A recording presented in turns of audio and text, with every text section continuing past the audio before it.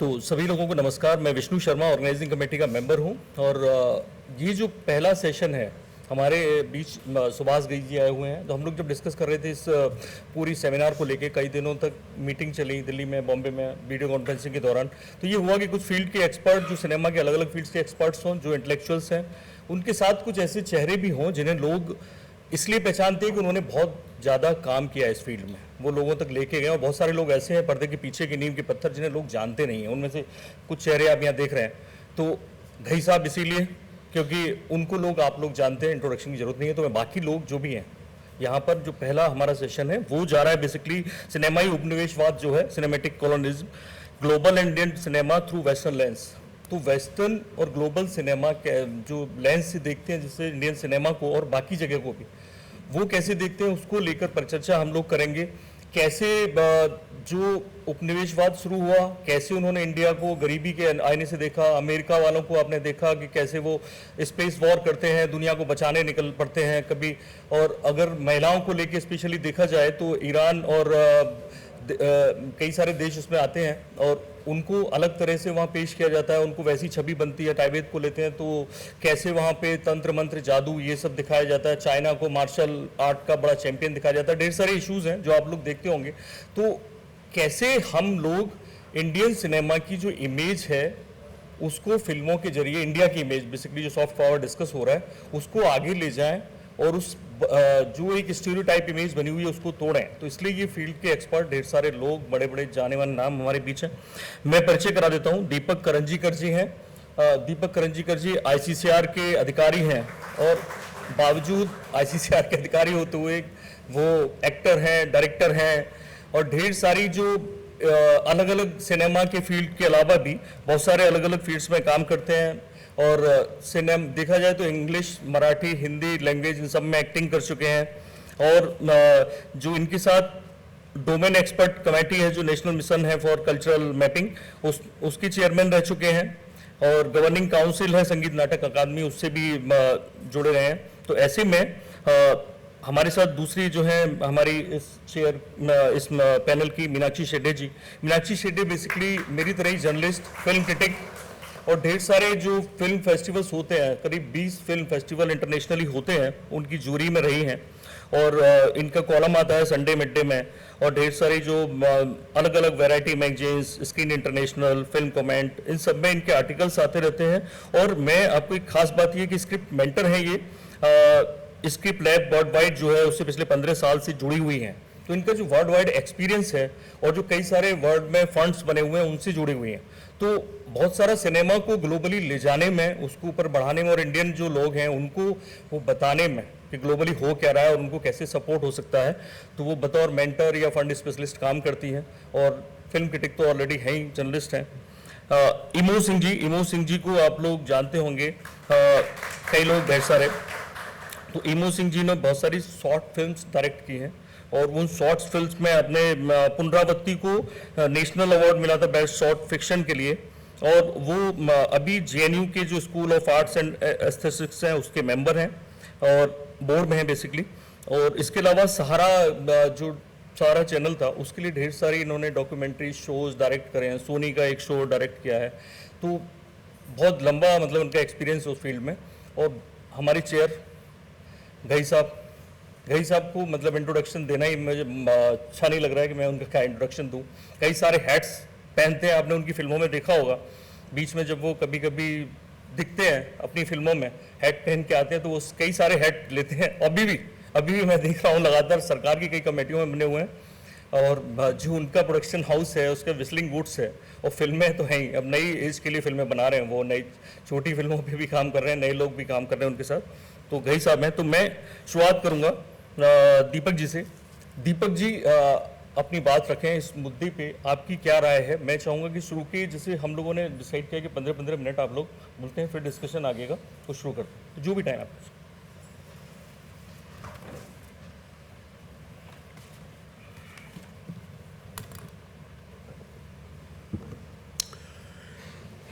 Respected dais and all my friends here. आज वो दिन है जिस दिन 1913 को धुंडीराज तथा दादा साहब फाल्के ने अपनी पहली फिल्म रिलीज की थी, वो भी तारीख थी 3 मई। तो 3 मई को अगर ICCR और फ्लेम यूनिवर्सिटी सेमिनार का आयोजन करती है तो उससे अच्छी बात कुछ हो नहीं सकती, क्योंकि बहुत सारा समय बीत चुका है पहले फिल्म के बाद, और इसके बाद कम से कम एक शतक के बाद, 100 साल के बाद इसके ऊपर इंट्रोस्पेक्ट करना बहुत जरूरी है, और इसलिए इस सेमिनार का बड़ा महत्व है। इसी सांस में मैं कृतज्ञता व्यक्त करूंगा ICCR और फ्लेम के साथ कि मुझे यहाँ बोलने का अवसर दिया। जो नाई की बात की विनय जी ने सवेरे, जिसने 1990 में पहले बार सॉफ्ट पावर की बात की, उनका एक बुक है, वो है बाउंड टू लीड। उसमें एक बड़ा पेचीदा सेंटेंस है जो मैं आपके सामने लाना चाहता हूं, तो हर इस कॉलोनियलिज्म, ओरिएंटलिज्म, उसकी बात आगे बढ़ेगी। उन्होंने कहा था कि the changing nature of American power pointed that soft power is as important as hard power in politics, international game-changing capability that power has. उनकी लाइन पे चला US और हॉलीवुड। आपको ये सुनकर शायद हैरानी होगी, शायद ताजुब भी लगेगा, लेकिन एक डॉक्यूमेंट है मेरे पास जहां पे जिस बार defence ministry of United States and Hollywood ने एक एग्रीमेंट साइन किया है, जो मोशन पिक्चर्स है उसकी निर्माण के लिए American defence secretary has given a budget to make that motion picture thing. All their ambassadors that time, and ये कोल्ड वॉर का जमाना था, ये तो इतनी मतलब इतना सोशल मीडिया नहीं था, इतने लोगों को मालूम नहीं था क्या चल रहा है। बाएं हाथ को आज भी दाएं हाथ क्या करता है मालूम नहीं होता है। उस जमाने की बात ही अलग थी, अंधेरा समय था। तो ऐसा हुआ कि they have allocated budget for 34 years to the motion pictures, which is the film producing company of Hollywood, and set the narrative with through various ambassadors all over the world. तो जो भी कहता है कि ऐसा नहीं है, जो भी कहता है सॉफ्ट पावर नहीं है, ऐसा नहीं है, इसके बहुत सारे अनुभव है, बहुत सारा तजुर्बा है, एक्सपीरियंस है, जो हॉलीवुड ने 45 साल तक दुनिया में किया है उनके कोल्ड वॉर का। इसलिए आप हॉलीवुड की कोई भी मूवी देखे तो Iran will be always a dictator regime, always a regime without any clue, lawless society. Afghanistan is like that. Chinese will be something like, you know, a society behind this. Russia is a steel curtain behind society. हमारे माजिदी ने 3 फिल्में बनाई to show to the world that Iran भी एक बहुत अच्छा देश है, जहां भी बच्चों के कोई सपने हैं, वो भी बहन भाई ये रिश्ता वहां भी मौजूद है, क्योंकि वो पर्शियन कल्चर से थे। लेकिन एक नैरेटिव सेट हो गया, ईरान की पिक्चर मतलब कोई ना कोई कॉन्स्पिरेसी है, किसकी हत्या है, किसको उतारना है, फिर मिडिल ईस्ट की पॉलिसी है। ये इसलिए बना क्योंकि ये इसको 50 साल तक उसको जिसको सप्लाई चेन कहते हैं ना, उसका सप्लाई चेन बहुत ही ताकतवर फाइनेंशियल मसल पे खड़ा था, जिसको US डिफेंस डिपार्टमेंट दे रहा था। उसके ऊपर काफ़ी ये है, अब जितना 15 मिनट का समय है तो मैं बता नहीं पाऊंगा, लेकिन मेरा पेपर में सबके साथ शेयर करूंगा, उसमें काफ़ी चीज़ों का मेंशन है। तो लेकिन वेस्टर्न लेंस की जब बात करते हैं तो ये चीज़ समझनी चाहिए, कहाँ से आता है ओरिएंटलिज्म, कहाँ से आता होगा ये कॉलोनियलिज्म। ये इससे आता है क्योंकि एक पॉलिसी लाइक गन की बैरल होती है ना, वैसी पूरी तरह से गोल पे सेट करके चलती है सालों साल, तब ये क्रिएट होता है।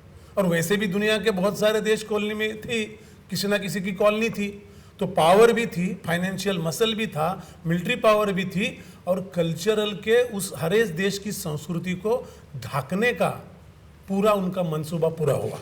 और ये बात सही है। During world war II the state became a censor and partner to Hollywood. आप सेकेंड वर्ल्ड वॉर की पहले 3 साल, सेकेंड वर्ल्ड वॉर कोई रात में यूरोप नहीं हुआ है, इसका प्लानिंग चलता है। मेरी एक बुक है, वो जब पढ़ेंगे तो आपको पता चलेगा, एक 800 पेज की बुक है, वहाँ the all wars are planned. It's an expansion strategy. ये हमको लगता है कि भारत पाकिस्तान जैसा कोई धर्म पे वॉर होता है, ऐसा नहीं होता है। War is a business which you never lose money in. The United states department came out with a paper in 1944, जहां मैंने बोला अमेरिकन मोशन पिक्चर्स को पोस्ट वॉर वर्ल्ड में क्या करना चाहिए, इसका पूरा एक स्ट्रैटेजी है, 22 पेज का डॉक्यूमेंट है, and that has followed in toto during the second world war.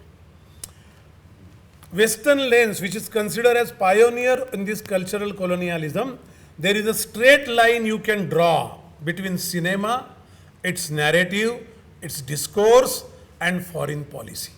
And that has been proven by United Kingdom, United Nations, to some extent by Russia and some other developing countries or developed countries.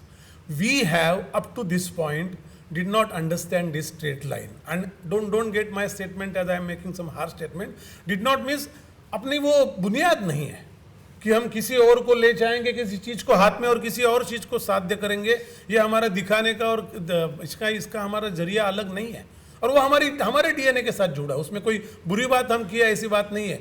लेकिन आज जब hard power Hindustan की सबसे तेज है, दुनिया का सबसे बड़ा एम्यूनेशन खरीदने वाला देश है हिंदुस्तान, और वो आज नहीं गए 7 सालों से कंटिन्यूड। उसी देश की अगर सॉफ्ट पावर को, क्योंकि मैं हमेशा बोलता हूँ हार्ड, शेखर जी ने बड़ा उसके ऊपर सवेरे एक मुद्दा छेड़ा था गई साहब कि सॉफ्ट पावर क्या होती है, सॉफ्ट पावर ऐसा कुछ है नहीं वगैरह। तो मैं ये कह रहा था कि सॉफ्ट पावर हार्ड पावर छोड़ दीजिए, ये स्मार्ट पावर है। हार्ड पावर सॉफ्ट पावर साथ चलना ये स्मार्ट पावर है जो हम जुड़ा के चला सकते हैं। सॉफ्ट पावर तो पेनिट्रेट होने को समय लगता है, हार्ड पावर इमीडिएटली रिजल्ट देती है, लेकिन हार्ड पावर से कोई करीब नहीं आता। जैसे कहते हैं ना कि किस आदमी से पैसे चाहिए तो उससे दोस्ती करो, उसके साथ उसका कोर्ट आता है, कोर्ट में वैलेट होता है, वो साथ में आ ही जाता है, तो उसके एक धैर्य होते हैं। तो ये पूरा जो स्ट्रैटेजिकल सोच है वो हिंदुस्तानी सिनेमा में आने की जरूरत है। अदरवाइज एक दो चीज होती है, कोई बड़ी रेस, आपको अगर कोई बड़ी जो लाइन है उसको कम करना है तो you can not keep cutting that line, that will take too much cost and your blood and sweat. It is better to draw a bigger line near that line, so it looks small. So for strategy wise we have to draw a bigger line, and this line we have to draw, I think. Sometime overtly and most of the time behind the scenes, movies have been strongly aligned to national interest and even war objectives. This brings us to the roots of cultural colonialism and Orientalism, which is called as scholarly world. उसके शब्द बड़े अच्छे scholarly world के अच्छे हैं, Orientalism ऐसा शब्द है, लेकिन उसका meaning यही है. Let us look at Western lens, which is considered as pioneer in the cultural colonialism. There is a straight line you can draw, as I said. It will take influence to the next level, that is soft power penetration and policy formation. This is exactly US did. Colonialism is all about dominance of a strong state over a weak state, that we all know. West constructed a narrative notion of the entire East. I'm not talking about India. India is a very, that way our population is big, but financial जो canvas है उस पर India बड़ा छोटा country है. And this is not by any way I am saying to get what you call inferiority complex, but हमारा GDP अगर 2.9 trillion है, मैंने वॉल स्ट्रीट पे काम किया 11 साल, वॉल स्ट्रीट की रोज की मार्केट कैप 145 ट्रिलियन है.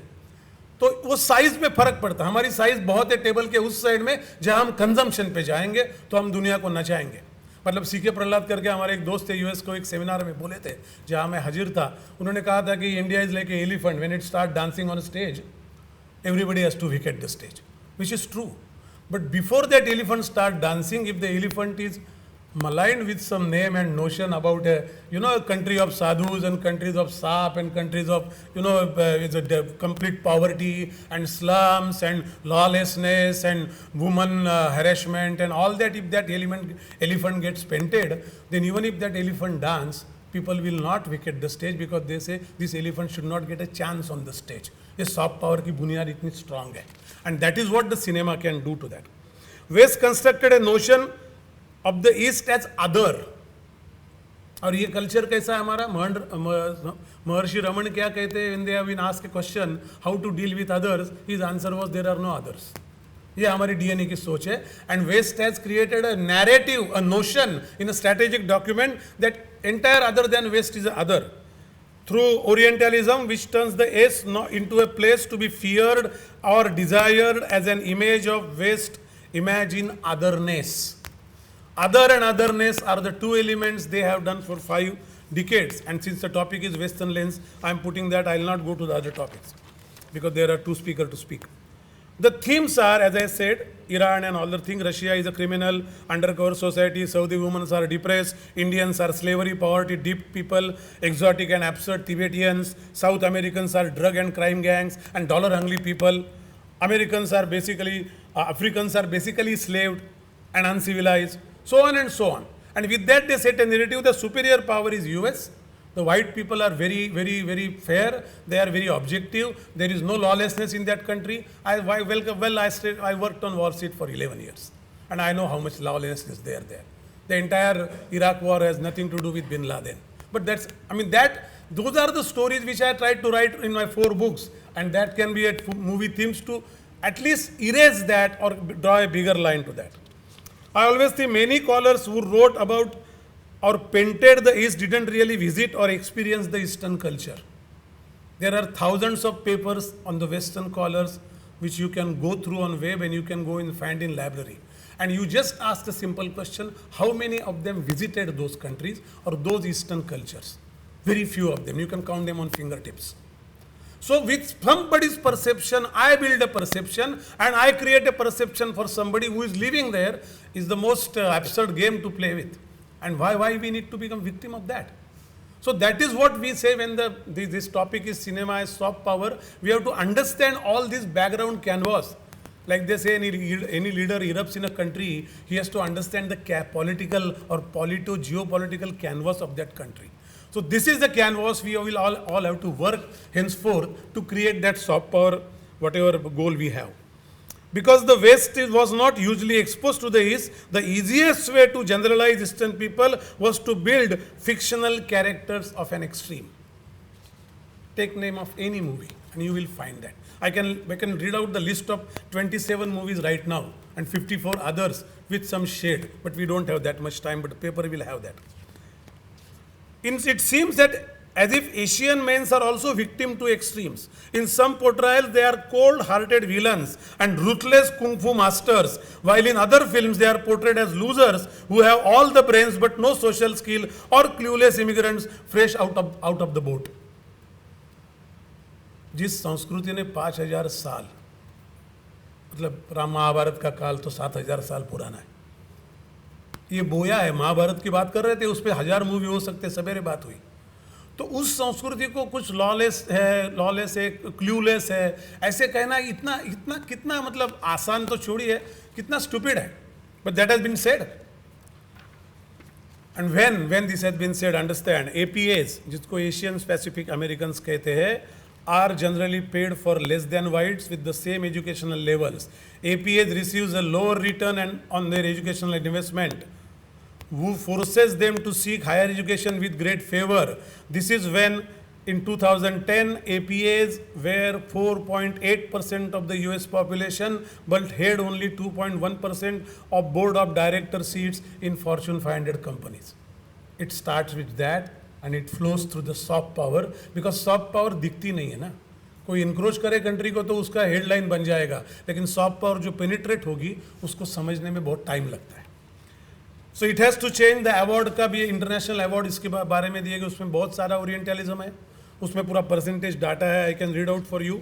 But the point is, you take this, and it is not about the Asian countries. It's on gender, it is on color, it is on the developing, undeveloping countries, it is countries below poverty line. All kind of barriers are there to penetrate the vision, which we need to really worry about. So Indian, उसका जवाब क्या है? ये तो है, लोग कहते हैं ना कि हाँ ये प्रॉब्लम है, आगे क्या कैसे जाएंगे? मतलब कोई आदमी उसको सुलझाएगा कैसे उस गुत्थी को? तो उसके लिए see in practice, if you understand India soft power, जैसे बात हो रही सवेरे से, remains weak in 2 primary reasons as I feel, and I may be wrong. Indian diplomacy has neglected soft power as an important tool of statecraft and has only recently understood the relevance of cultural diplomacy. मैं ये नहीं कह रहा हूँ, राज कपूर के ज़माने में film बड़ी फेमस थी, पॉपुलैरिटी थी, वो पहुँची थी, पेनिट्रेशन था, उसका जो एडवांटेज आना था, जो बोया है उसका पेड़ आना था, उसके बारे में कोई स्ट्रैटेजी नहीं थी. फिल्म देख रहे, अच्छे लग रहा है, टैक्सी ड्राइवर, मैं दुनिया के 70 देशों में गया हूँ, जहाँ भी टैक्सी किया, वो टैक्सी वाला हिंदुस्तान जैसे आदमी पूछता है फ्रॉम पाकिस्तान और इंडिया बोलेगा तो he will at least tell me 3 songs, he will tell me actors of 3 actors name. ऐसे कई बार जिंदगी में मेरे कई देशों में हुआ है जहाँ जो कैनेडियन कंट्रीज भी है. तो ये सब है, पहुँचे है, लेकिन रिटर्न क्या है देश के लिए, that we lacked in. And soft power cannot really exist without some initial hard power achievement. That is what we have to learn from US, which we are doing right now. the footprint what we are bringing, the Indian footprint, though it's a very economically छोटा country है, 5 number की economy है, comparing to first two is very slow, very small, but consumption power का जो footprint है वो बढ़ने के बाद that is what I am calling as a hard power here, not the military power. These two things, Alauddin की तो picture की स्टोरी तो आपको बताई होगी किसने कि वो पिक्चर में कैसे पेंट कर गया था. मतलब एग्जाम्पल बोलता हूँ अलाउद्दीन का. It has a super subversive manifest orientation stereotype of Arab people. In the first version of the film an Arab merchant opens a movie in song about Arabian nights and the lyrics are where they cut off your ear if they don't like your face. It's barbaric, but hey, it's home. This is a song in that movie called Aladdin, if you read. उसके ऊपर बहुत बहस हुई, ये हुआ, ये this incidents happen, बहुत discussion हुए, बहुत डिबेट हुई, बहुत लोगों ने कहा हम सू करेंगे. That song was kept in the movie at the end after discussing with their foreign affair ministry. मतलब एक इंप्रेशन चला जाता है, ये सबमर्सिव है ना, ये अंदर से जाता है, पता नहीं चलता कि अच्छा बारबरिक, मतलब you connect those dots as you look at those movies. Lastly, other thing which I want to say, and really in a short time you cannot speak lot of things. You create a vehicle, strong national identity which will help the government machinery promote your industry to global leadership. For example, any actor, Indian actor or Indian director or Indian, creative person, it might seem that they create greatness for themselves by creating a negative image of India or Hindus and thinking that they have distanced themselves from those bloody low Indians, which was the word used during Rai Bahadurs of the British Raj. But outside India, they are those very Indians and Hindus that they have painted black again all along. जो भी आदमी यहाँ से जाता है वो तो हिंदू ही रहेगा, वो तो इंडियन ही रहेगा. आप कुछ भी करो, कुछ भी स्टैंड लो ओपन सेमिनार्स में, लेकिन वो आपकी तरफ देखेंगे तो वही जिसको जिस परिचय को आप मिटाना चाहते हो, जिस परिचय से आप ताल्लुक नहीं रखना चाहते हो. What their narrative does is to create a global opinion that paint themselves in a very color that they used to paint the others in the country, which they kept doing just because the people who funded the color wanted them to do so. ये reality है, इसके नाम भी दे सकता हूँ. A buck now may look lucrative.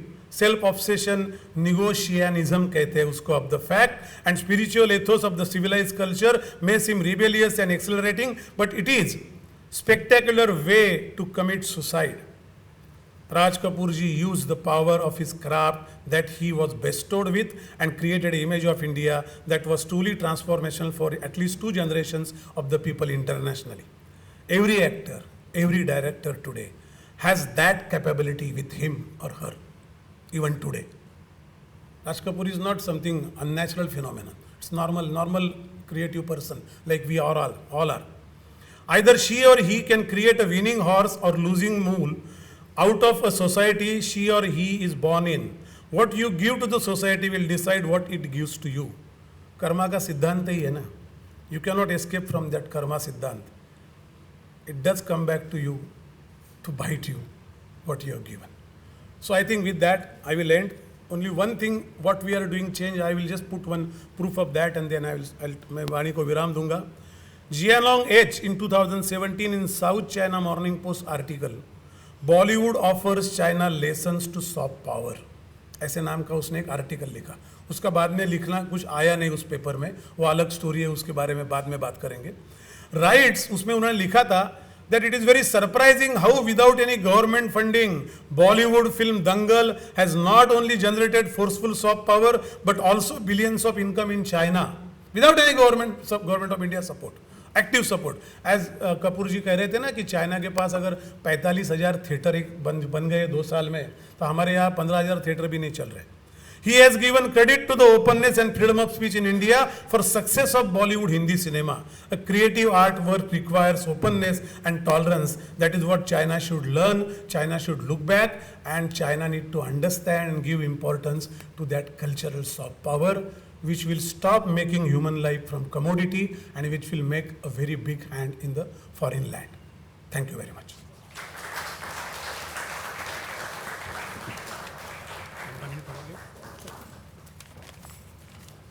Thank you Deepak ji. तो दीपक जी के बाद I would like to invite Meenakshi Sisodia ji. उनका जो एक्सपीरियंस इंटरनेशनल एरिना में, फिल्म फेस्टिवल्स में, लिखने में ख़ास तौर पे, और फंड्स में, और क्रिटिक तो वो रही हैं, तो ऐसे में मुझे लगता है कि आप लोगों को बहुत सारा कुछ जानने को मिलने वाला है। टाइम कम है, लेकिन मुझे लगता है कि आपको बहुत फ़ायदा होने वाला है, वो जो बताने वाली है उनका जो एक्सपीरियंस है इंटरनेशनल एरिना में। Meenakshi.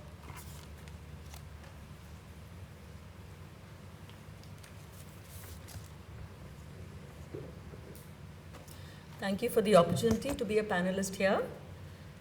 Shri Vinay Sahasrabudhe ji, His Excellency, Shri Bhagat Singh Koshyari, who was here this morning, Deepak Karanjekar, Chairman of our panel, Subhash Ghai, Emo Singh ji, Santosh Pathari of the Prabhat Chitra Mandal, and Yukang Goyal of Flame University, and distinguished guests. I've had the privilege of working as India and South Asia delegate to the Berlin Film Festival for 25 years now. And I've also been curator for several festivals worldwide, including the TIFF Cinematheque, which is in Toronto, the Locarno Festival, the Busan, the Dubai festivals, IFFI Goa, Kerala, Mumbai festivals, British Film Institute, and Asia Pacific Screen Awards in Australia. So I've had the opportunity to see how Bollywood films, Indian cinema, and South Asian cinema has evolved over the last 25 years at these festivals. But also to see the responses of the public of both mainstream and independent cinema in regional languages as well as languages from all over South Asia at the festivals and at the box office. The key issue being discussed here is whether Indian films use a Western lens to appeal to Western audiences and thus cinematic colonialism exists. I would answer this by observing the evolving place of Bollywood and Indian cinema at the Berlin Film Festival and other festivals, from where it has moved from the, when I first started working with them around 1998.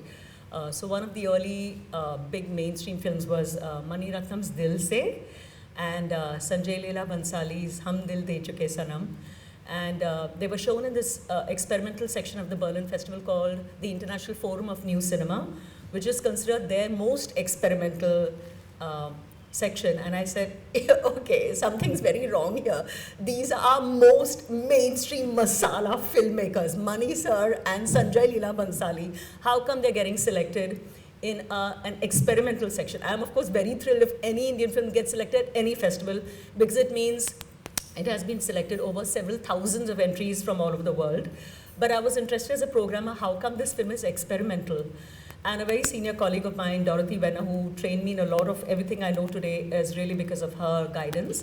And she explained that even in one of the top festivals in the world like Berlin, they have no idea why the Indian cinema market and the Indian cinema culture is so unique in the world, that this is the only culture in the whole world where Hollywood is not even 10% of our market. So please give a big hand to Indian cinema.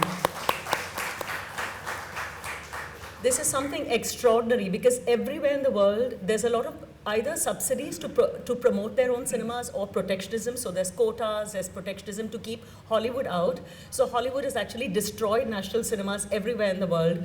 So of course there are controls, obvious controls in say Iran or China or Korea. In Korea, for example, they have a quota system of a number of cinema shows only for Korean films, right?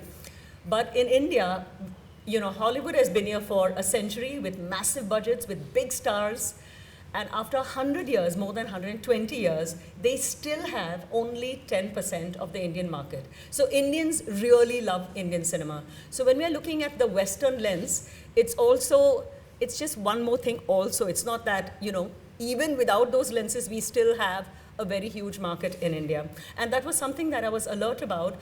And to tribute this is why Berlin wanted to introduce and have their international audiences see Indian cinema in a new light. It's not just one masala film that's coming or one more film with a star, but this is the context where the cinema is so rich and so powerful that Hollywood, which is a world giant, is really a kind of a pygmy in this country. That's why they wanted to present it in a different way.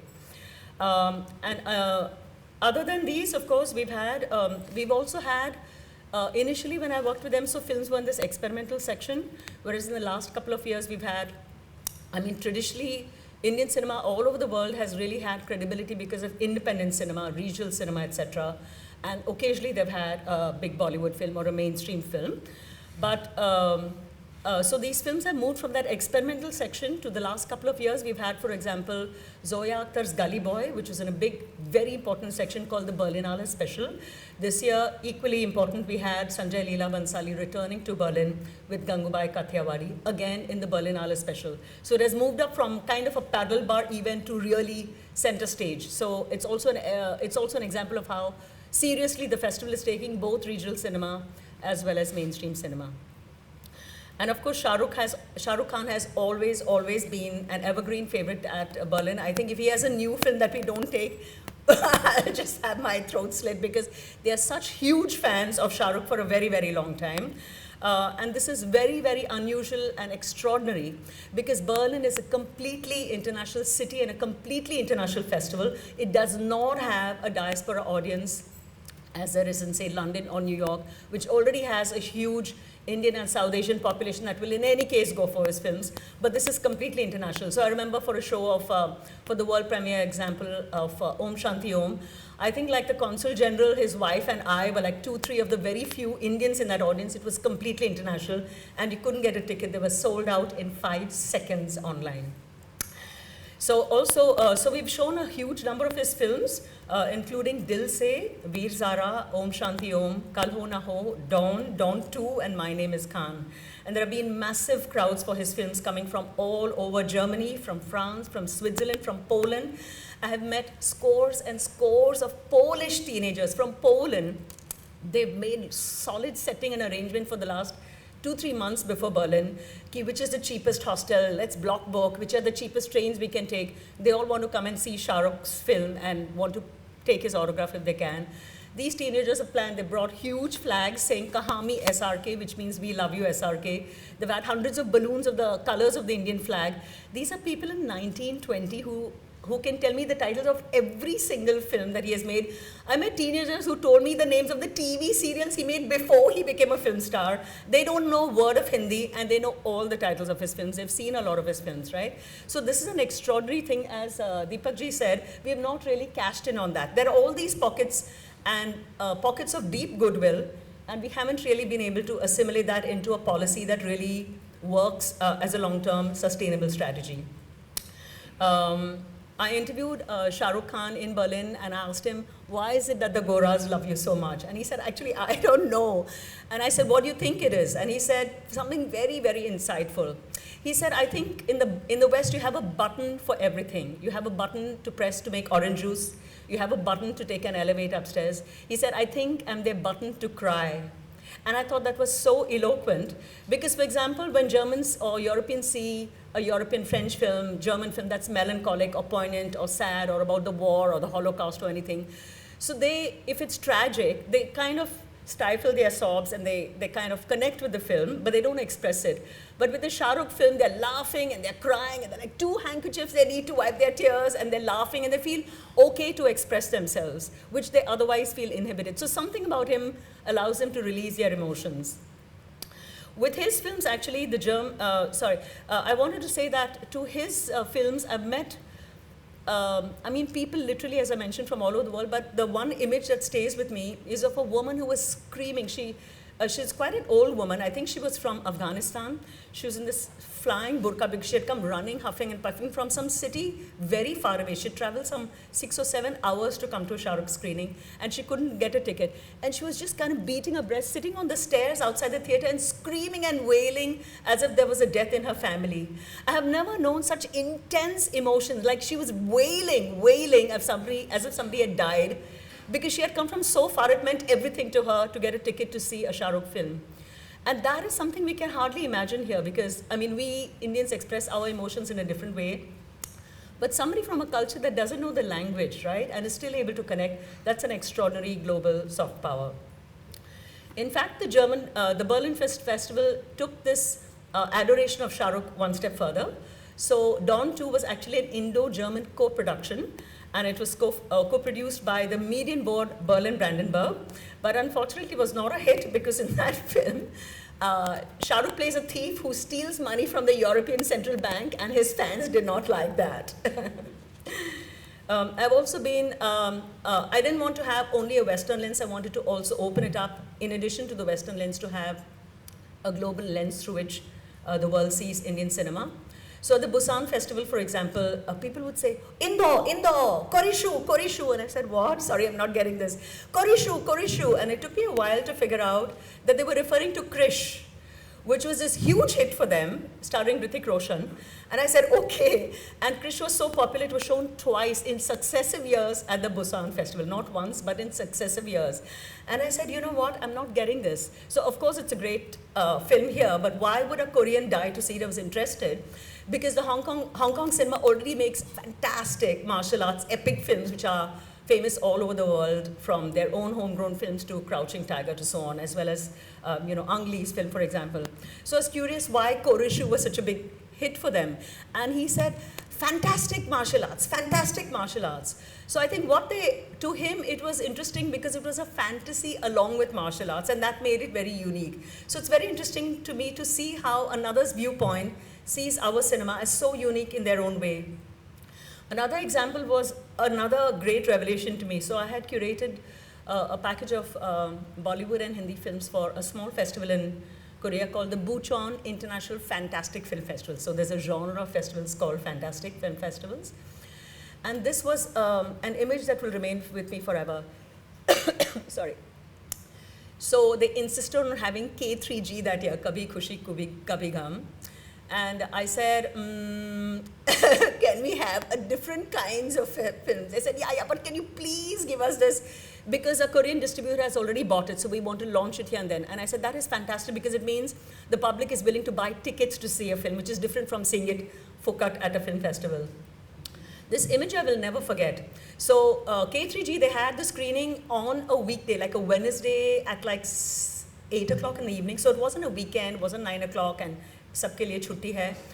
So they could not program it in any of their regular theatre halls. They programmed it in the biggest Maidan, which is their governor's Maidan, which is a huge thing, where I have personally seen Kabhi Khushi Kabhi Gham. I tried to personally count. There was something like 5,000 people in the audience, which is extraordinary because in India, I have never seen any Bollywood film or any mainstream film ever have such a loud audience. I think our big halls, maybe Metro also may have 1,000, Shanmukhanand may have maybe 1,200 or something like that, a little more or less, right? But not 5,000. And they had, grannies, uncles, cousins. They had brought these kind of trolleys with dabbas in it, from the dicky in their car, that I didn't know they had dabbas outside of Bombay. They had literally brought dabbas and huge Coke cans. So it was like a picnic space. Everybody had brought their daris sitting to enjoy. And it was very weird to see English subtitles, horizontal and vertical Korean subtitles on the same print. I said, where are we supposed to look and where shall we see the film?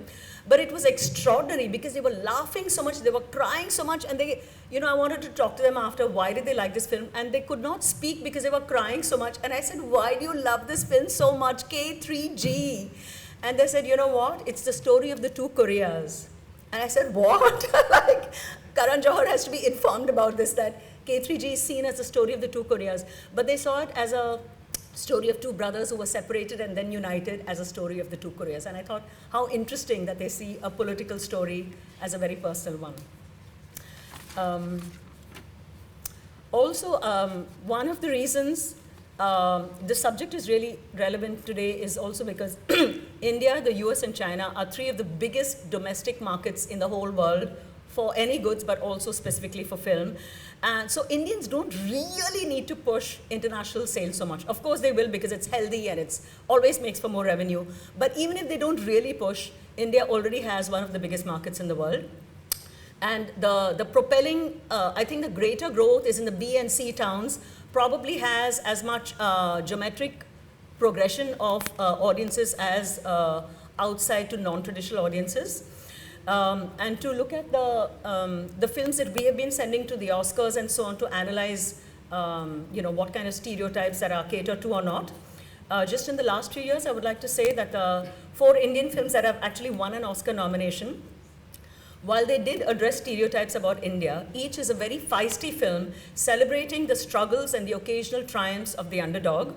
Mother India we had, which honored a poor peasant woman and a mother in 1975. There was Salam Bombay by Meera Nair, which honored street kids in 1988. There was Lagan, in which India defeated the British colonizers via cricket in 2001. And this year we had Rintu Thomas and Sushmit Ghosh's Writing with Fire, a 2021 film, which is nominated for the Best Documentary Feature on a courageous, all-woman, Dalit journalist team that work in an online and print paper called Khabar Lahariya in UP. And they ask all the right questions as well. Likewise, India has sent to the Oscars various entries in the last few years, including this year we sent Kurangal, which is Pebbles in Tamil, an exquisite film in 2021, which won the Tiger Award at Rotterdam, on a father-son relationship that sours because of the father's domestic abuse. Lijo Joseph Pelliceri's Jallikattu in Malayalam, in 2020 on a bull hunt that reveals that man and beast are closer in nature than we assume. And in 2019, we had Zoya Akhtar's Gully Boy, which had a driver's son have a girlfriend who is studying to be a medical surgeon and who supports his dreams of becoming a rap star, even though they live in Dharavi, in the biggest slum in Asia. All these films were made for audiences in India and worldwide, but not primarily made for the West. Indian cinema may be as susceptible to a French or German or European co-producer who expects them to have Varanasi or Rebirth or Buddha or Kama Sutra or Cows on the Streets or Poverty in our films. And yet you also have strong indie films like Neeraj Gewan's Masan, an Indo-French co-production that not only was at the Cannes Film Festival, but a perfect example of taking their money but still telling the story you want. And I think this is what Indians can be very good at if they want to. So the film is set in Varanasi, but there's not one shot of the exotic Ganga Aartis. On the contrary, it highlights the horrific suppression and exploitation of women and men in small-town India.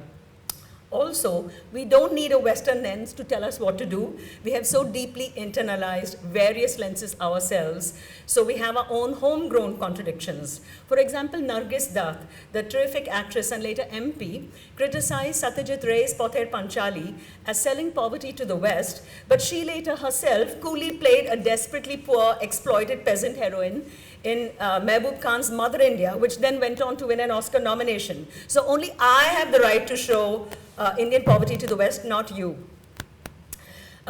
Also, India makes a number of international co-productions with money from the US, France, Germany, Korea, Japan, etc.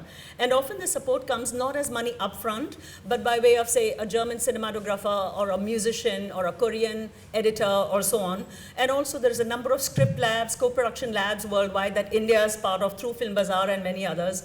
So there's many levels of quote-unquote interference or influence on what the story you're telling and how it's being told. So there's many layers that these things have to be negotiated.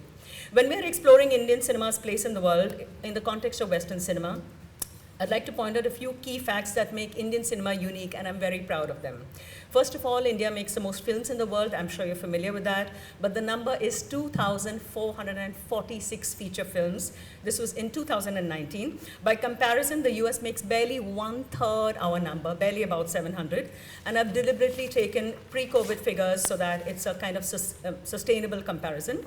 India also makes films in 55 cinematic languages in one country. That is extraordinary by any stretch. Like all of America makes films in one language, English. Give or take a few examples. So for example, there was Lee Isaac Chung's Minari, which won 6 Oscar nominations and won an Oscar, which was in Korean. India, as I said, pointed out earlier, is very unique in being the only country where Hollywood is barely 10% of our market. So for mainstream Indian cinema, the West is not a lens for filmmaking per se, but a part of the global market. So our big markets are US, UK, Gulf, Malaysia, Singapore, and so on. And now traditional markets are opening up, as Deepakji pointed out. Dangal actually made twice the amount of money in China than in India. It didn't just reach out to a non-traditional market. It made twice the money there. So that's definitely going to change the economics of filmmaking in this country. We're so obsessed with the West and the approval, we have never developed the biggest assets we have, as Deepakji pointed out earlier. So the South Asian market is one of the biggest in the world, 25% of the world's population. That's India, Pakistan, Bangladesh, Sri Lanka, Nepal, Bhutan, Afghanistan. And India has never had a policy to develop this regional South Asian market, which can be a real force to reckon with. India is often not part of the top globally acclaimed international co-productions set in South Asia beyond India, including Sherbanu Sadat's The Orphanage, which was at the Cannes Film Festival from Afghanistan, Deepa Mehta's Funny Boy, which is set in Sri Lanka but distributed by Eva DuVernay and distributed on Netflix, or Abdullah Mohammad Saad's Rehana Maryam Noor, a Bangladeshi film that was at the Cannes Film Festival, or Flea, which is a Norwegian film set in Afghanistan, which won a number of Oscar nominations. And this highlights the poverty of Indian film producers' imagination, as well as the lack of empathy for our immediate neighbors and their stories, and our inability to develop a rich economic opportunity right on our doorstep. We have many examples of Indo-Bangladesh co-production, but it's not really a sustainable relationship because we sell our films and TV series to them, but we don't actually watch. So we are not actually a market for anybody else except our own stories. And I'll end with a very important example. From tiny, tiny, tiny Bhutan comes a very, very tiny, tiny first film, a yak, Lunana, a yak in the classroom, by Pao Choining Dorji, which actually won an Oscar nomination this year for Best Film, with a feat that even India did not manage this year, with our huge infrastructure, with our big stars, with our big money, with our big everything. A little tiny neighbor from Bhutan beat us to it. I don't think anyone has tried to study that film or analyze, or the Oscar committees, why did they select it. So I think we have a lot to learn from our immediate neighbors, and we would be very wise to also learn a lot from them. Thank you. Thank you Meenakshi जी।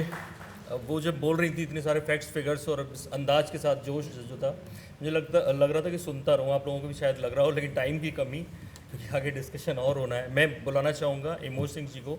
इमोज सिंह जी के बारे में फिर एक line वही कि regional से जिस तरह से उन्होंने इवन गुजराती तक में सीरियल्स बनाए, ढेर सारी डॉक्यूमेंट्रीज फिल्म्स बनाई, और कैसे वो इंटरनेशनल लेवल तक पहुंची है, नेशनल अवार्ड मिला है, तो वो उनका अपना अलग एक्सपीरियंस है। जो मीनाक्षी जी का था उससे बहुत अलग तरह का एक्सपीरियंस है। मैं चाहूँगा कि वो शेयर करें और हमारी जो सेमिनार का इशू है उससे कैसे कनेक्ट करते हैं। Thank you.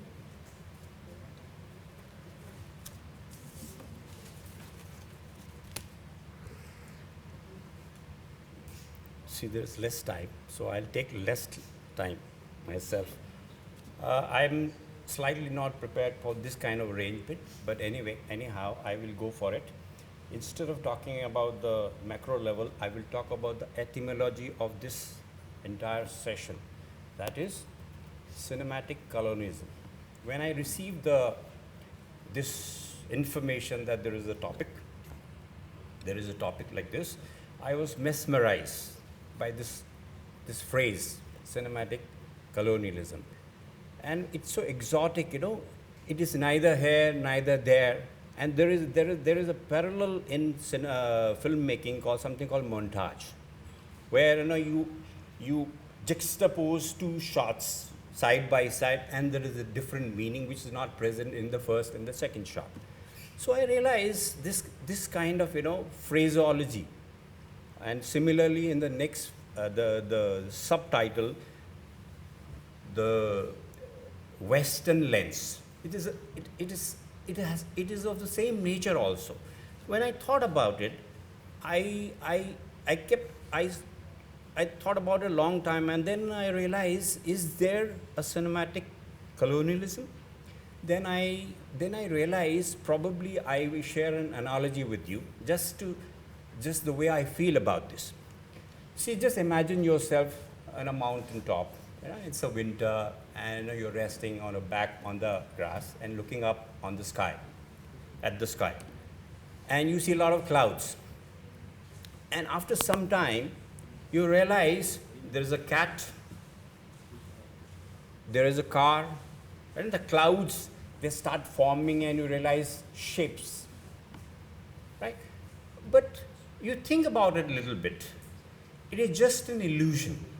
It is not the eye which is compelling you to see those images. It is the function of the mind to make things legible and, in systematic the way world presents to us. It is the function of the mind. So, is this principle, looking at the clouds and realizing there is something which actually there is not, is applicable in the same topic, same phraseology, cinematic colonialism. Is there something which exists, something like this? So then I realized why this kind of phrase came up in the first place. The only legible and understandable thing I could hit upon was, let me explain in a term called Zeitgeist. It is a German word, which says presently it is the mood and spirit of the times you live in. That word presents something like mood and spirit of the times you live in, which gives the belief later on. I mean, we're living in a very complex times, right? Everything is colored, everything has a lens, right? So what happens is this conference really colored by this present zeitgeist? It needs to be thought about. Because what happens in this kind of concept is it lets us down in the long run. What happens is today there is a zeitgeist, there is a thought process, there is a spirit, there is a way of thinking. So after some time, another thought process will come and question the present. So it is a loop system which keeps on going. So you deny the first, you create another one, and the third person will come and deny the second one and create another one. So it keeps on. It's a very dangerous thing. So the idea is, how do you leap over it? Right? What do you do about it? So one idea came upon. This is a great German philosopher called Hegel. He talked about thesis, synthesis, antithesis. Not in the sequence. He says there is a mood, and then the mood comes up which opposes that mood, and after some time these two moods synthesize together, form a different mood, and after some time what happens is another mood comes in, another thought process comes in and neutralizes and becomes opposed to it. Then this process goes. It is his idea of reality in idea level. So the point is, what do we do about this? Does it really exist?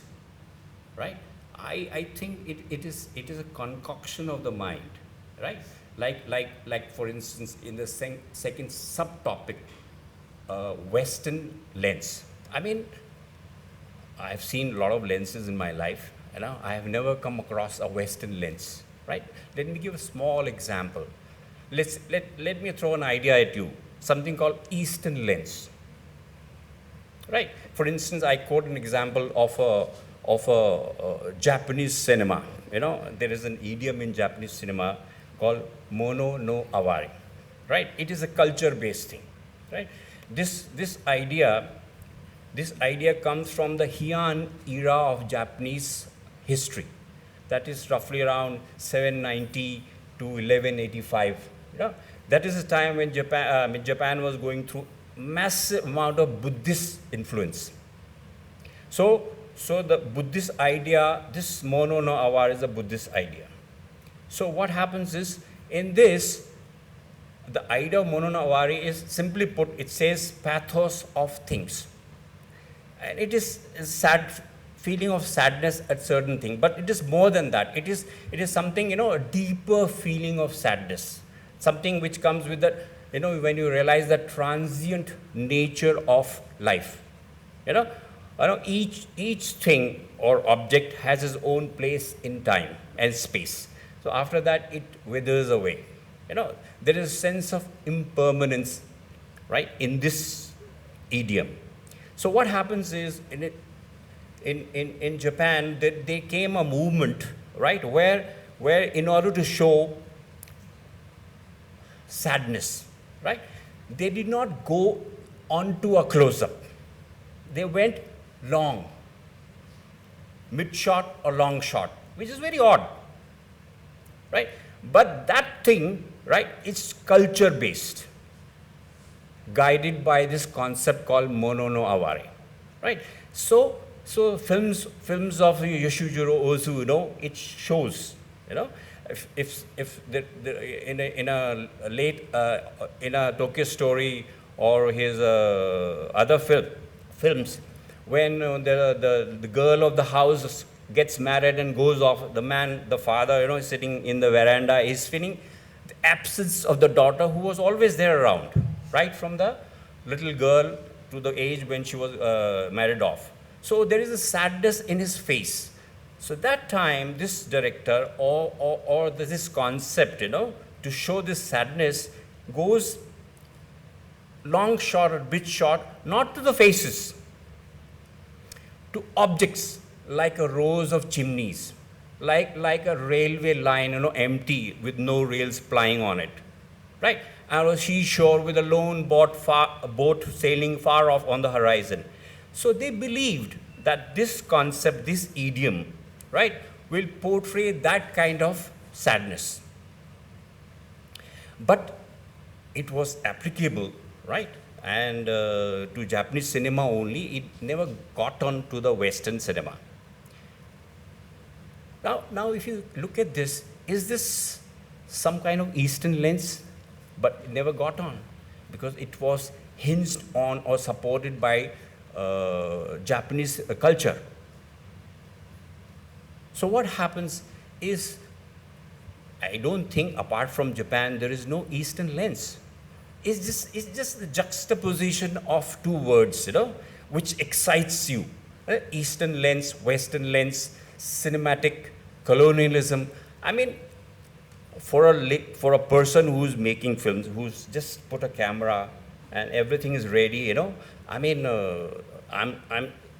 I may be talking superficially, but the fact of the matter is, I mean, everything which is, anybody who has put this on a piece of paper must be thinking in a different way, but I'm approaching in a different way, right? When you put a camera, I mean, I don't see any Western or Eastern lens. It is just the juxtaposition and the vibration of these two words, which is creating the word, the phrase, exotic phrase, just like the clouds, which is the shapes are non-existent. It is just the mind which is compelling you to see the way you want to see. It's the property of the mind. And then how do you tackle these issues as someone who's practicing, someone who's going out to shoot, right? So all these the cumbersome ideas, all these exotic phrases, sometimes hold you in your track and compel you to think, are you on the right track? So in order to conclude this, I just want to say, if there is any cinematic colonialism or Western lens, it is not because of technology, cinema. It is because of other isms, like for instance ideology, right? Sociology, history, that brings it in. It's the eye which is seeing those clouds. So all these peripheral important isms, which is compelling you to see where there is none to see. Ultimately, it's the mind, which is organizing these things. So on that note, I will take a call.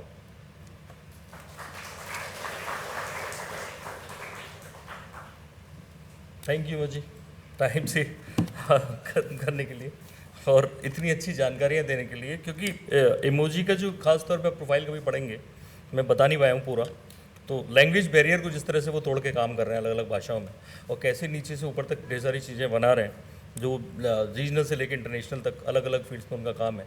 तो thank you emoji का। और मैं ये, क्योंकि हमारे जो main वक्ता थे, जो भी एक्सपर्ट्स थे, वो बोल चुके हैं और आप सबको इंतज़ार होगा कि सुभाष घई सर जो हमारे चेयर हैं वो एक रिमार्क दें।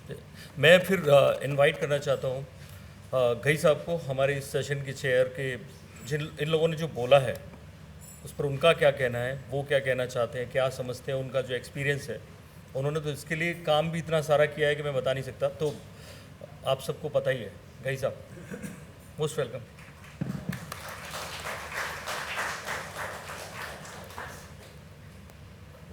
Good morning. कितना टाइम है? बोलिए।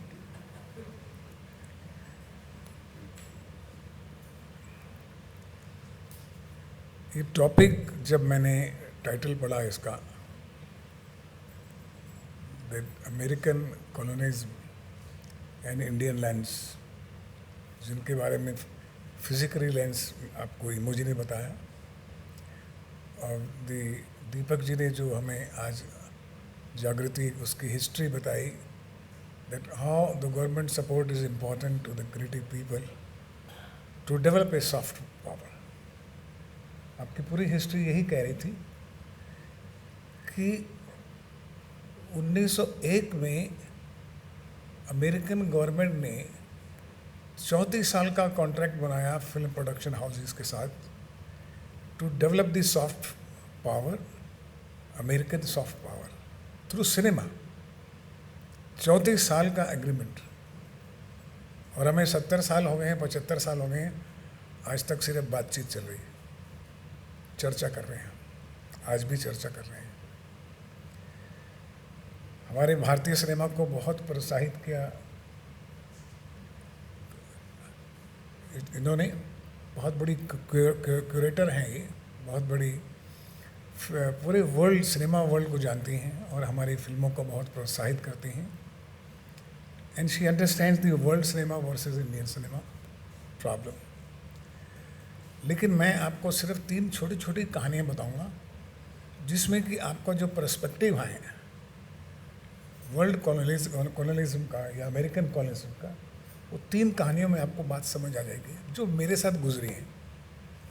कि आज भी हम भारत में इतना बड़ा सिनेमा होते हुए भी हम अंतर्राष्ट्रीय दृश्य में क्यों नहीं हैं बड़े। सिनेमा रिफ्लेक्शन ऑफ सोसाइटी होता है और सिनेमा ह्यूमन माइंड को इन्फ्लुएंस करता है। ये बात तो तय हो चुकी है वर्ल्ड में। ह्यूमन माइंड, अगर अमेरिका ने अपनी गन, गर्ल्स, गिटार, म्यूज़िक पूरा बेचा है सब देशों को, जिसमें यूएसएसआर टूट गया, फ्रांस हिल गया, जापान मॉडर्न हो गया, हम लोग इन्फ्लुएंस हो गए, बेचा ना उन्होंने। आज हमारे गांव के लोग भी जीन्स पहनने लग गए। तो वो उन्होंने ऐसा कल्चरल इन्वेजन जो है थ्रू सिनेमा किया। इसकी मैं छोटी छोटी 3 कहानियाँ आपको बताना चाहता हूँ सर। मैं जब 12 साल का था, दिल्ली में था, मैं सनातन धर्म हायर सेकेंडरी स्कूल में पढ़ता था, तो मैं इंग्लिश फिल्म देखने के लिए गया और वो फिल्म थी 10 कमांडमेंट्स। और वो फिल्म देख के मैं इतना दंग रह गया कि क्रिश्चियनिटी क्या है, ये मोसेस क्या है, क्या मैजिक है इनमें। मैं उस फिल्म को फिर देखने गया, 3-4 बार देखने गया बच्चों के साथ। सिनेमेटिकली तो it created impact on me, but even the philosophy wise that there 10 commandments, कि मुझे लगा ये जो है वर्ल्ड का सबसे बेस्ट कल्चर क्रिश्चियनिटी है। मुझे तो आस्ता आस्ता पढ़ना था अपने धर्म के बारे में, लेकिन एक सिनेमा ने हम सब बच्चों को प्रभावित किया कि हम के जो चर्च में जाते तो पोप भी अच्छा नहीं लगने लगा, हमें फादर कहना भी अच्छा लगने लगा, हमें लोग भी अच्छे लगने लगे, हमें वो लोग रिच लगने लगे, थॉट से रिच लगने लगे एक फिल्म से। ये पहली कहानी। दूसरी कहानी मैं आपको सुनाता हूँ 1990s में, जब मैं फिल्म मेकर भी बन गया और मैं अमेरिका जाया करता था, तो मुझे याद है कि अमेरिका में जाने में इंडियन का क्या हालत होती थी। अगर आपको पता होगा, when you travel to America, तो वहाँ के जो इमिग्रेशन के डिपार्टमेंट होता है वो इंडियन लोगों को बोलते हैं आप साइड में हो जाइए, बाकी को आने दीजिए। और इंडियन लोग बेचारे बड़े कॉम्प्लेक्स में, बिल्कुल जैसे कि एक पतन देश से आए हैं, चुपचाप खड़े होकर साइड में हो जाते हैं।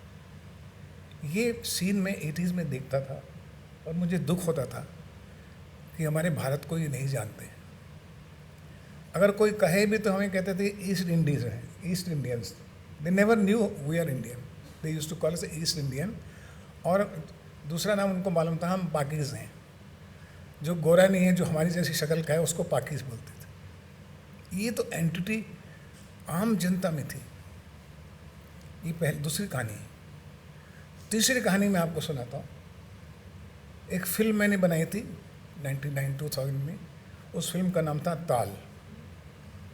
और ताल फिल्म जब मैंने बनाई तो रिलीज़ के बाद मुझे दूसरे हफ्ते मालूम पड़ा कि ये वैरायटी मैगज़ीन है एक, जो कि बॉक्स ऑफिस के पूरे फिगर्स दिखाती है पूरे अमेरिका को, अमेरिकन मैगज़ीन है। उसमें ताल फिल्म जो है बॉक्स ऑफिस में टॉप 20s में आ गई है। यानी कि जिस वक्त अमेरिकन फिल्म भी साथ साथ चल रही थी, इंग्लिश भी चल रही थी, लेकिन ताल का पोजीशन 20 में ये पहली बार हुआ भारतीय फिल्मों में, फर्स्ट टाइम बॉक्स ऑफिस में इट वाज इंक्लूडेड। तो मैंने सोचा हुआ होगा, हमारे भारतीय बहुत हैं, उनको पसंद आ गई पिक्चर, देखी होगी। 2001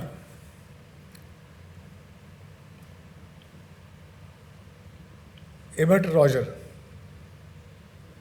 he called me one day on phone, Mr. Ghai, I am Ebert Roger from where? From here. And I knew that he is one of the best critic of America, one of the most renowned critic, Robert H. He says, I have included your film in my festival, and festival name is the most overlooked films of the year. ऐसे most overlooked film, okay sir, अभी तो क्या है, अभी कोई award दे दे तो भी ठीक है, नहीं दे तो भी ठीक है। बोले आपको अमेरिका और शिकागो आना पड़ेगा।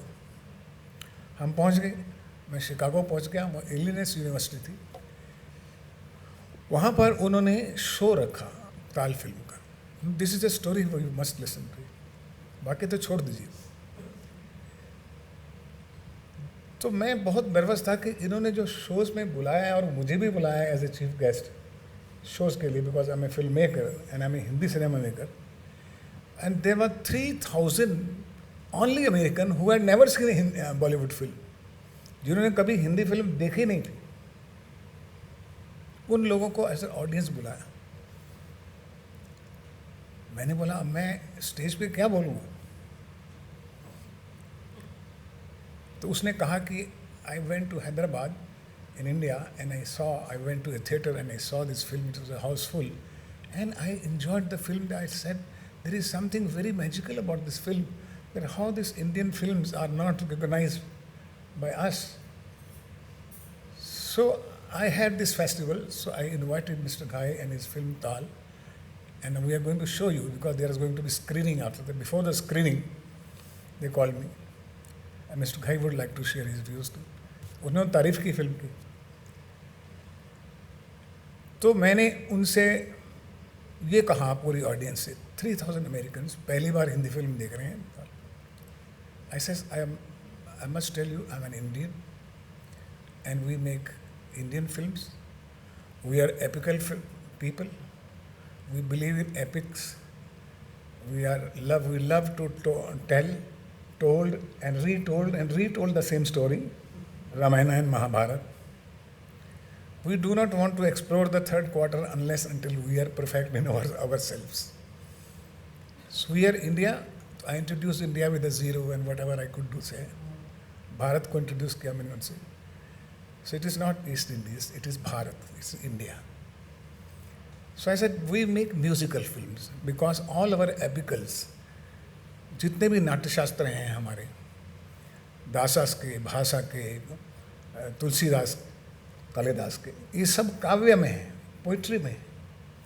तो when we reside in poetry, people understand it more. They understand the philosophy and they understand the ecstasy of the content, what it wants to say. जैसे भजन होते हैं हमारे। So that is why we make musical. So we make musical and we see to it that in every story we have 6 songs. तो वो जोर से हंसने लगे। हर फिल्म में हम 6 गाने डाल देते हैं। मैं बोला I know you are laughing at it but we are this is what we are. We love music because music, when we are born, there is a music festival. When we die, in a music festival. We marry. Every festival is a musical festival for us. So he says, one said, what do you do when suppose there is a story? I said, there is a story कि एक island में एक बच्चा खो गया है. बस ये कहानी है. Child is lost in an island, deserted island. And now you develop a story there. How would you put 6 songs in it? I said, I will do that. I said, I can do that because I'm an Indian filmmaker. He said, my first song is, when he reaches there, he's very happy. He sings about the trees, the birds, the islands. After 3 days, he feels hungry. He thinks of his mother. And he remembers his mother's lori, how he used to do it. And the third song comes when he meets an animal. An animal comes and shares some food with him, and they become friends. Now he rides the animal and he sings a song. I'm a king. And so on, so on. And they clapped and clapped and clapped. They laughed and laughed. I said, we are people from the spiritual country. We are spiritual people. We believe in a universal energies. I know you belong to the cosmetic world. You to developed countries. Your country is 250 years old. We are only just 70 years old country. 70 साल से देश है हमारा. So I hope that you enjoy. I have put again 6 songs in it, so you have to tolerate this. And trust me, then I went for, and then they went for the screening, and I sat in the last bench. मैं वहाँ बैठ गया देखने के लिए इनका reaction क्या है. You trust me or not, Tal film. It was not dubbed in English. It was dubbed in Hindi only with subtitle. They laughed with everybody's laughs. They cried when everybody cried. They danced with their songs, and they enjoyed the whole film. When the film was finished, I went to the stage. There was a 6-minute ovation for the film, because this is the first time Indian film. 6 minute तक मैंने तो जिंदगी में तालियां आज तक गिन भी लूं तो भी नहीं मिली होंगी. This is called the impact of cinema. And later on they came to me and they congratulated me, and some people wanted my photograph, autograph, whatever it is. Then I asked them, what did you like? Do you know what did they say? I said, what did you like in the film? He said, we liked the divine girl, divine heroine in your film. We liked the spiritual hero, Akshay Khanna, in it. He's so strong by spirit. He doesn't fight and he gets the girl. We like the girl who's a divine beauty and she fights for on right, on pride, for a family. There I say, here it is. We are people from the yoga, from the spiritualism. Our strength is that. And finally, we are going to come to you. Thank you very much. So these were my 3 stories where you say with the lens or the colonialism means that you make yourself so strong. They sold 10 commandments to me, and I was thinking कि हम लोग कृष्णा क्यों नहीं बना सकते कि पूरे Asia में एक जगह में फिल्म चले. Why can't I make a film Lord Krishna? लेकिन उतना कैनवस चाहिए, उतने राइटर चाहिए, उतने डायरेक्टर चाहिए. वो सॉफ्टवेयर पर सॉफ्ट पावर के लिए हमारे टैलेंट भी उतना लेवल पर जाना चाहिए, इंटरनेशनल लेवल पे. उसके लिए क्या चाहिए जो इन्होंने कहा दीपक जी ने, गवर्नमेंट सपोर्ट. गवर्नमेंट सपोर्ट के लिए चाहिए finance, not the policies. Government should participate in it if they want really a soft power. India as a soft power. And we have 20,000 stories, sir, in our heritage. We have a 7,000 years old country. But it doesn't have to be only a debate or a seminar. It has to be really a practical, where the government becomes the partner, becomes the financing partner, also the supporting partner also. Festival में film भेज देते हैं हम, ठीक है, because we are making We are making different film, art film, experimental film, festival film, commercial film, mainstream film, fine. We are surviving. But if you really want the image of India to be there,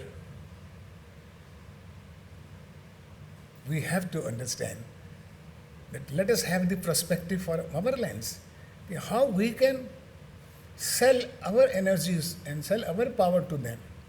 Now I'm coming back to the point where I said that when I was in America, they used to tell Indian side mein khade ho jao. Remember? I forgot to tell you the repercussion of that. After 10 years, I went there again, after 10th year. Then I saw the immigrant officer ask me, what's your name? Subhash Rai. Okay. What did you do? As film director. Oh, did you make Gandhi? I says, no. Wonderful film. Please come in. Yeah, here. And he was respecting every Indian who was coming there. Through one film, Gandhi by Attenborough, the India was recognized by American common man. Sir, believe me or not. They started respecting Indian first time after film Gandhi. So there was one Gandhi who was made by Attenborough, not by our Indian people. So there is something that we have to improve from the roots of cinema, from the education, from the wisdom point of view, from the cultural point of view. We have to do it. A lot of things are. There's a different debate. But if we want to convey that India is a great country, India has a soft power, we must see to it that we support, we participate and bring them to the level, sell our stories to the international gallery, and they will come to know what is India. Thank you very much.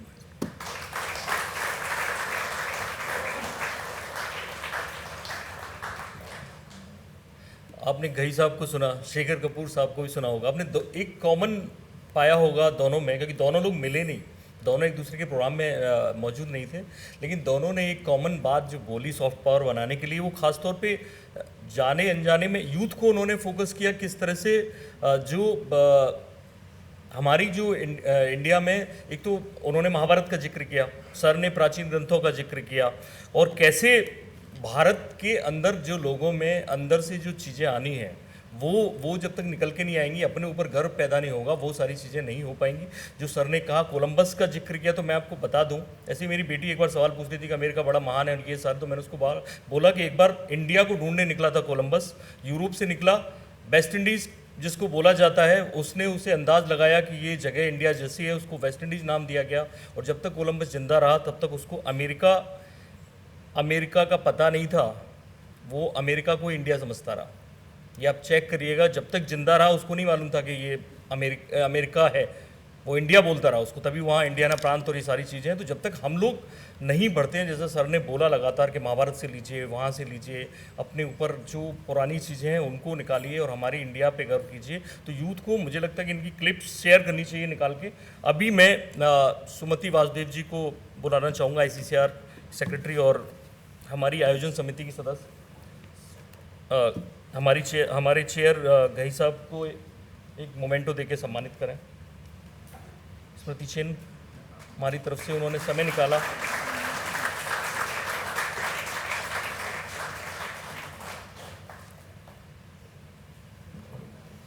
और ये मैं घई साहब को कहूँगा कि मीनाक्षी सेठे जी को सम्मानित करें।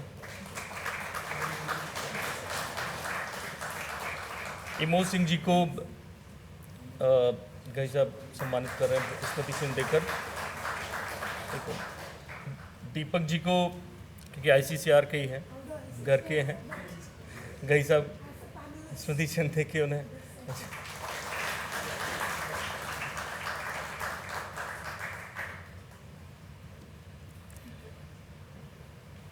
तो जो मन की बातें थी शेखर कपूर साहब की, घई साहब की, वो निकल के आई कि इंडिया सॉफ्ट पावर कैसे बनना है, सिनेमा कैसे उसको बनाए, तो हम लोगों का जो खास तौर पे यूथ पे फोकस कि वो लोग निकलें, वो सोचें अपने अंदर से कि कैसे पहले तो हमें अपने अंदर कॉन्फिडेंस आए, वो सारी चीज़ें निकलें। बहुत सारे विषय हमारे पैनलिस्ट ने समझाए जो अलग अलग हैं, टेक्निकल भी हैं, फाइनेंशियल भी हैं, सरकार को कहाँ कहाँ सपोर्ट करना है, बहुत सारी चीज़ें निकल के आएंगी। और सेशंस में मैं सबको धन्यवाद देता हूँ इस सेशन के लिए, हमारे सारे पैनलिस्ट और आप सब लोग जो इतने धैर्य के साथ सुन रहे हैं, और बहुत सारी चीज़ें मीडिया वाले भी लेके जा रहे होंगे और मुझे लगता है कि ज़्यादा लोगों तक पहुँचेगी। धन्यवाद, बहुत बहुत धन्यवाद।